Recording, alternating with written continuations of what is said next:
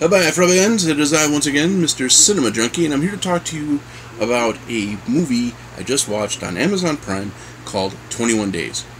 It is a mockumentary about a haunted house.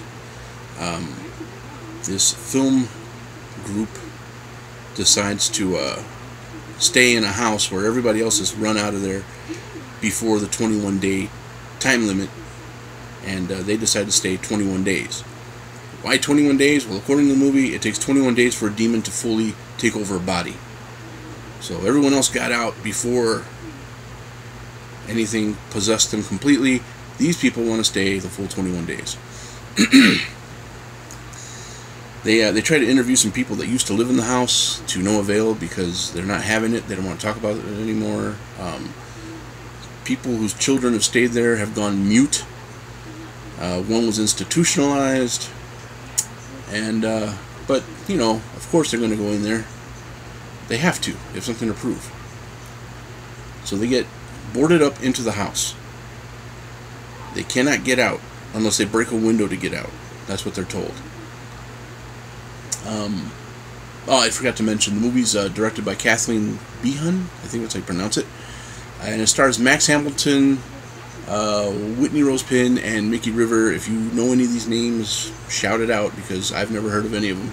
Which is good, though. It's a good thing. I like when movies use more unknown actors, so you can't pinpoint them to say, you know, oh, he was in another movie before. It just adds to the realism, I guess. 21 Days has your basic haunted house formula. I mean, every haunted house movie pretty much follows the same formula. It starts off with, you know, doubt. By the middle of the movie, it's like, you know, they're questioning everything, and then by the end of it, they're solely convinced, but it's too late. Or they get out and they have a really crazy story to tell, or they're followed by demons or something, you know, something along those lines. But it's usually the same deal. This one seems to have taken a page out of the playbook from Paranormal Activity. Although it does have a little more meat on its bones, but that meat is kind of akin to potted meat or chopped ham. So anyways, they go into the house, they get boarded up in there, they start setting up their ghost detectors, their cameras, stuff like that. And you get some lightweight stuff going, you know, some dime store effects, rocking chair moving by itself, drapes blowing open, even though the drape, you can see there's like a point where the drape is being lifted.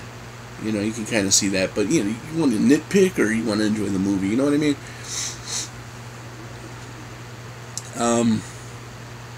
Things start getting weird, of course.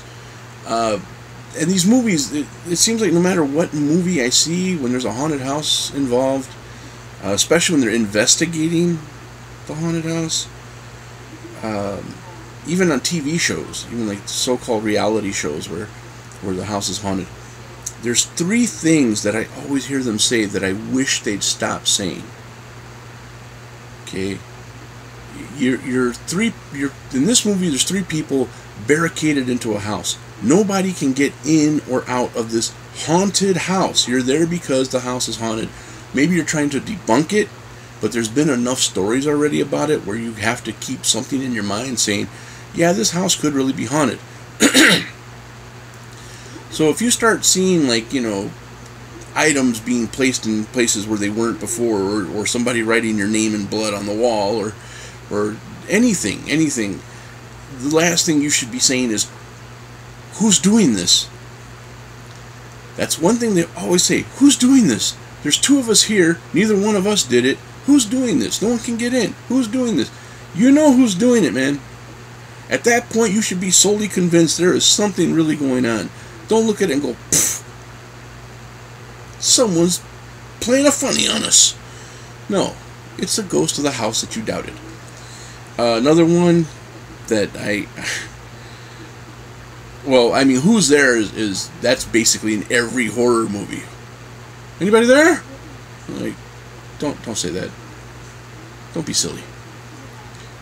Unless you're hoping someone answers back and it's someone you know, I guess. I guess that's okay. That's almost forgivable. But who's doing this? You hear a noise in the distance, and I don't mind when they say, "Did you hear that?" because then you're checking to make sure they heard what you heard. You want to make sure you're not hearing things. So did you hear that? And they say yes. Okay, you both heard it. You both confirmed there's a real noise there. That's cool.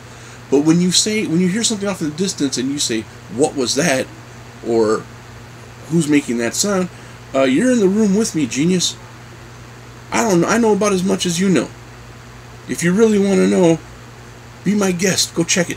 Investigate. That's what you're here for.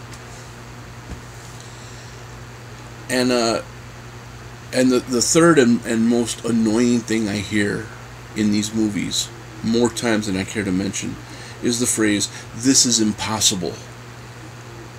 And it's usually said at the end because that's when all the big fireworks come out and, you know, all the crosses on the wall are turned upside down, everybody's picture's facing the other way, fire shoots out of the toilet, blood runs down the wall, and you've already had your fair share of paranormal shit happening, and you say, "This is impossible."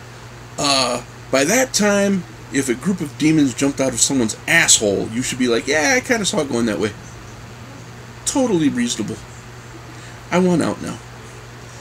So, it follows all the basic rules of the haunted house deals. There were just some parts of it that I was just kind of like, you know, because you see, throughout the movie, you see ghosts, supposed ghosts, or the ex-inhabitants of the house, but only one of them has the weird demon contacts in their eyes. I think they should have all had them, or none of them had them. That little thing kind of threw it off for me a little bit. Everybody, no one was mangled or bloodied or ripped up or killed, or looked like they had been killed. They were just ghosts standing around being kind of creepy. But none of them had the weird eyes like this one girl did. And for me, that wasn't very uniform, and it didn't really play well. It was creepy, but it tried too hard. There's one part, I swear, the director been like, God damn it, why, man? The chick hears a phone ringing. Now this guy, he's going kind of like mental. You can tell he's being taken over by a demon. And he takes their cell phones away, and at some point you hear one of the cell phones going off, and the girl dives under the sofa because she hears it on the sofa, and she grabs it, and she gets up. And when she gets up, she reaches back and she pulls her shorts out of her ass. Like she gave herself a wedgie getting under there. She's so concerned with who's calling and where the phone is and what's going on and trying to get out of the house, and she takes time to pull her underwear out of her ass. And to me, that was kind of like, stop! Don't do that. We don't care about wedgies at this point. You're about to die. I found it funny. I found it kind of humorous, but it kind of disrupted the flow of the flick. I gave it every allowance. I really did. And overall, I liked it.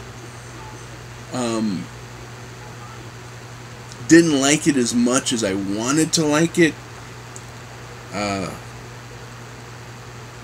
And I think the one thing that really played on my nerves a little bit was the screaming. I mean, there's a lot of screaming. And it's not just the girl doing it. There's one of the guys. He's like, what the fuck is going on? He's like, shut up, man. Would you fucking grow a pair? This chick's depending on you to defend her and protect her. And you sound like an old lady. Stop that. But that's acting. Overall, I liked the movie. Just, it's one of those ones where it's like, hey, you want to come over and watch 21 Days? I'm like, no, thanks, I've seen it.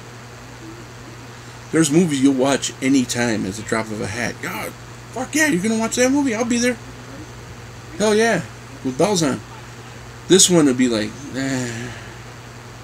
nah, it's cool, man. Maybe next time.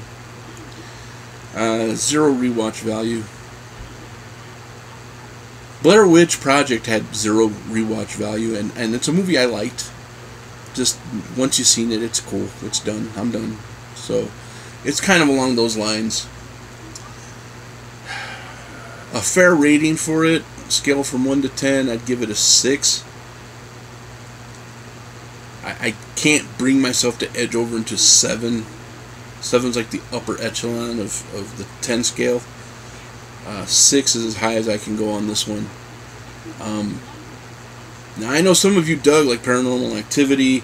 I know you really thought it was like just gut-wrenchingly scary, and if you did, you may enjoy this more than I did.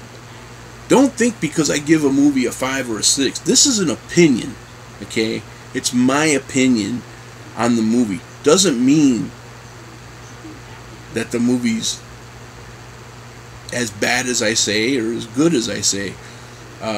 That's up to you to decide. I'm just giving you a little heads up in case you see it and like, oh, you know, I've heard people talk about this one. Yeah, that fat guy on that Mr. Chunky Cinema, whatever his name is. He said it was like, from scale from 1 to 10 it was a 6 and it was okay, but he wouldn't watch it again. I'll give it a chance. Fuck it. That's all it is. Okay. I never went to school for filmmaking. I can't really be too critical about somebody's efforts. I mean, I often tell people there's those who do and those who can't do criticize. And I'm not a critic. I'm just a reviewer. It's just an opinion. A couple of friends hanging out, talking about a movie they saw. So, yeah, 21 Days, available on Amazon Prime. I'm not sure where else it might be available. A 6.